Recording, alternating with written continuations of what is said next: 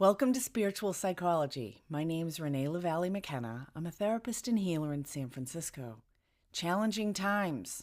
Coronavirus has touched everyone worldwide, and major cities are in stay-at-home orders. All of California is. People are home with their kids, with their families, working, schedules disrupted, not able to go to the gym or social events. Lots of anxiety about the future and concern about people's health. We're all going to be challenged.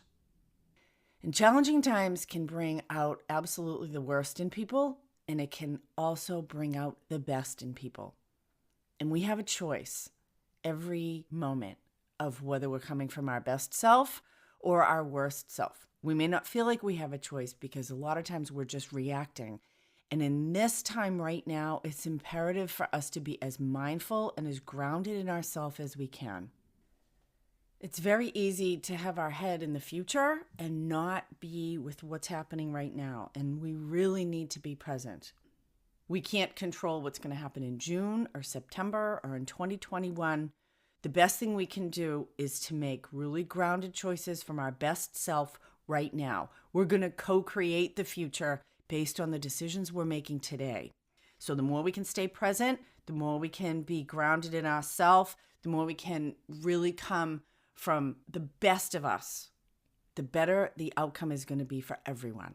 We're going to get lots of opportunities to practice being our best selves or our worst selves in the days and weeks to come. You know, I want to tell a little story. Yesterday, I had to go out and do a food errand, and I came home.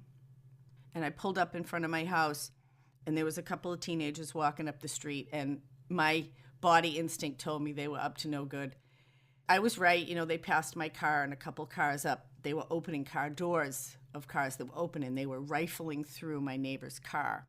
I watched them for a minute, and they saw me watching them, and I yelled up, "Hey, is that your car?" And the kid said, "Yeah, this is my car." And you know, I kind of spread my arms out and I tipped my head to the side and I gave him this like look of, come on, do I look stupid? And he kind of smiled at me, and they shut the car door and they went around the corner. I thought for a minute, what do I do? And so I called the police and I told them what was happening, and the police apparently must have found them because the police actually called me back and asked, "Do you have anything further to say?" And I said, "No." You know, I did my due diligence as a good neighbor. And then I thought after, geez, you know, they know where I live. They know what my car is. They saw me coming in and out of my car. Are they going to retaliate if they got in trouble and like smash my car window or try to do something to my house? And I got a little nervous, and the whole thing was unsettling for me. It doesn't feel coincidental because I had a client just the day before who told me that there have been a lot of attempted break-ins in her neighborhood this week, and that she was woken up at 3 a.m. with a car, her own kind of intuition. She couldn't sleep well, and a car pulled up in front of her house, and she actually went outside on her balcony with a flashlight and scared them away. Although her husband didn't like that she did that, actually she protected her house in a very effective way. And as we looked at that situation, her own intuition was really speaking to her, and she was able to listen to it and follow it and protect her property. It was really empowering for her to recognize that her own intuition is right and that she often doesn't tap into it or dismisses it with her rational mind, and that listening to her intuition is a really important source of information and power. So anyway, I just felt uncomfortable about the whole situation. How should I have handled it? Calling the police, it was a fine response, certainly, but there's something about it, it just didn't sit with me well. And the idea of not doing anything didn't necessarily sit with me well either. Often when I sleep on things, I wake up in the morning with an answer or a clear thought. I woke up this morning and I know the response that I wish that I had. And the response that I wish that I had now is that I went up and talked to those boys. Now, I'm not suggesting anybody to do that, but I'm just speaking for myself. You know, I was a delinquent teenager. I really was. And I think about, here's these young, really healthy, strong, attractive boys what's their hope in the world? What is happening for them right now? School is closed. They don't have work. What are they doing? They have all this energy and nowhere to put it. They're looking for something interesting to do. And certainly, I'm not advocating for crime, although I'm going to be completely honest, I was a criminal when I was a teenager. I did my share of rifling through cars. I did my share of shoplifting. Certainly have well reformed from all that. But I understand those boys. And I wish that I had come deeper into my humanity and gone up and talked to them and asked them what's their experience. Tell them I know what you guys are doing. I totally get it. It's not right, but I totally get it. What's it like for you right now? What's it like to be a teenager in this uncertain time? Seeking something to hold on to, seeking some kind of personal power. I wish I had engaged from my best self, which would be to really meet them as humans and to see if I could be helpful. Again, I'm not advocating that anybody does that. We all have to be clear in ourselves about what our next right action is, and that's unique to each person. But I think particularly in this time right now, we are all being called to our individual best self, to our own authentic self, and what can we bring to this situation? What do we each have to offer? And how can we be helpful? When I'm helpful to others, it's helpful to me. I have a principle that all good service serves the server. And if I'm doing service and it feels depleting or it doesn't feel right afterward, or there's some way that it's out of integrity, I feel resentful, I'm resistant to it, then it's probably out of alignment. It's probably not the best thing, because good service feeds me and nourishes me and is a source of joy and fulfillment. Now, it might push me outside my comfort zone, but there's comfort zones that are about lack of safety, and there's comfort zones that are about growing and expanding and being in our deepest place and bringing that into the world. And I think that's what's being called from humanity right now, because we're going to see the best of people and we're going to see the worst of people. We can energy match with the worst from people and come at them with the worst of ourselves, or we can bring what's best about us to the worst of the situation and shift it for the better. I wasn't afraid of those boys. I have really good instincts.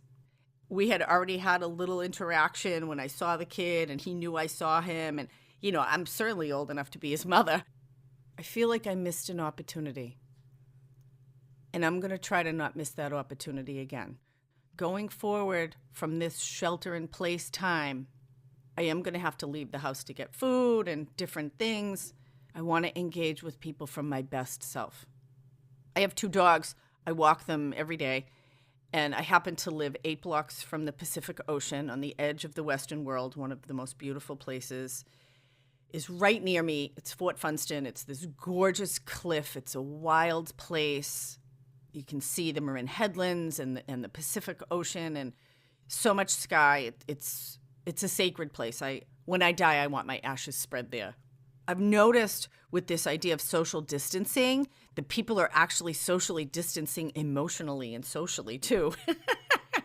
Like, I'm walking my dogs and people don't want to make eye contact with you. Like somehow, if they make eye contact with you, your germs might get them, or they're interacting with you. And so I'm going to make a commitment. Not that people in California are overly friendly on the street anyway, compared to other places I've been, but I'm going to make a commitment to make eye contact with people, even if we're staying 6 feet apart, and to say good morning or hello. Because disconnect is the source of so much suffering. Social disconnection, emotional disconnection, spiritual disconnection. It's imperative to know and feel and remember that we are a part of something much larger than ourselves. Right now, certainly, we're part of our community, we're part of a state or a country, wherever we live. Most of us are part of some kind of family or social circle. Many of us are part of a work community. How can we be our best self in these places right now? We are needed. Our input is important. We are all ingredients in this big stew of life, and what we bring has an impact. It has an impact on those we directly interact with, and it has an impact on the flavor of the stew in general, whether we're aware of it or not. My responsibility is to be present, to be in my body, to be using all of my resources to make the best choices I can make right now. A lot of old structures are falling away. This is not business as usual.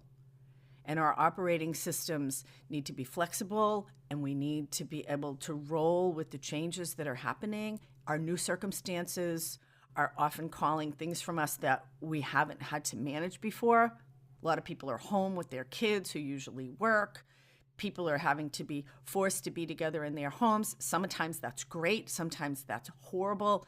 Sometimes that's really challenging, but it's what's real. If we're present in the moment with what's real and what's happening right now, we can make choices from our best self, and that's going to create the best outcome for everyone. So how do we do that? How do we come from our best self? So human beings are a system. We're a conglomeration of a whole bunch of different things. We're a living organism with a physical system, a mental system, emotional, spiritual, social system. And each of those systems has a function for the whole, just like we have a pulmonary system, and we have a vascular system, and we have a nervous system and a digestive system. They all work together to make our body. We're used to, particularly in Western culture, orienting primarily from our rational mind. We often don't listen to our bodies or our emotions or our energy or our spirit. Each of these things has a function, and we all have these systems. And particularly in times of crisis, particularly in times of great change, we really need to be able to draw from all of our resources to be able to maintain stability and balance and health, not just physically. We're all overrun with how to avoid COVID-19 and how to care for other people and wash our hands. And I'm not going to talk about all that because it's everywhere. Certainly, caring for our physical body is imperative. This is the car that drives us around. It's really important to get exercise. It's really important to be outside. Even if you're just opening your window and sticking your head out, looking at the sky. It's been beautiful this week, actually. The sunrise this morning was stunning. It was ridiculously clear over the ocean yesterday. Get outside. Exercise is not prohibited. Touch the earth. Touch a tree. Smell a flower. Breathe in the air. It's very clean right now. We just passed solstice. It's the first beginning of spring. Take care of your physical body. There's online yoga. There's lots of exercise classes online you can do with your kids at home. It's kind of fun, although mine are very resistant to that. Trying to get them off the screen to do a little yoga, run up and down the stairs. Hasn't been very effective, but maybe you'll have better luck than I do. Anyway, caring for our physical body is important, being mindful of what you're eating. Again, I think everybody knows a lot of that information. But how do we care for our emotions? How do we care for our spirit? How do we care for ourselves socially? How do we live fully? How do we live well right now? So here's an exercise. Really come into your body right now. Whatever you're doing, just notice what you're doing. It's like a mindfulness practice. Feel where your feet are. Feel where your hands are. Take a minute and just notice that you're breathing. Every few seconds, we're breathing in and breathing out. We're in a constant conversation of receiving and transmitting, of taking things in and putting them out. on all different levels. And when we can really be present in our body, we have access to a lot of information. Now, sometimes it's information that we don't want to deal with. And in this time where we can't go out, we're really being pointed to go in. This is a time of great change. And I believe we can trust that the change that we're each individually being called to can be good and nourishing and powerful for us. But again, our lives are determined by the quality of the choices we make and where are we making those choices from. So really coming into your body and just making room for what is. No judgment, just making room. How am I feeling? Just notice. How am I feeling? How am I feeling in my body? How am I feeling emotionally? How am I feeling physically? Am I getting enough rest?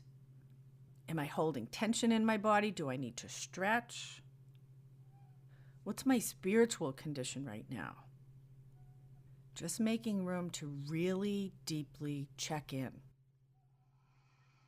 Take a long, deep, slow in-breath and a long, deep, slow out-breath. Maybe notice any places that you're holding physical tension in your body. Breathe into your physical tension and release it on your exhale. Just really coming into your body. Lots of times we leave our bodies or we're all up in our head. We aren't down in our hearts, in our bellies, and there's a lot of information there. There's emotional information, there's intuitive information, there's energetic and social information. We are constantly taking information in our body. And if we pay attention, it's a whole other source of information that's like wisdom information. Most of us are obsessed right now with taking in news information, and a lot of that's very fear-based, very future-oriented, and it creates a lot of anxiety, pulls us up out of our body. Fear is almost always based on future projections, and generally, whatever we project into the future, we can be guaranteed that isn't the thing that's going to happen. Life has always turned out different for me than I would have expected, and I've spent a lot of time and energy freaking out about things that I think are going to happen, and then they never happen. In my experience, the idea of leaving your body is actually literal. Like, we can kind of energetically pull ourselves right up out of our body and not be present at all. And again, the present moment is the most powerful and important place we can be. Right here, right now, being with what is and making choices from our own best self. I do have space to connect with clients remotely. If you're interested in booking a session, you can reach out to me at info@reneemckenna.com. It also might be a good time to pick up my book, Allies and Demons, Working with Spirit for Power and Healing. That's available on Amazon Kindle through my website, reneemckenna.com, or directly on Amazon.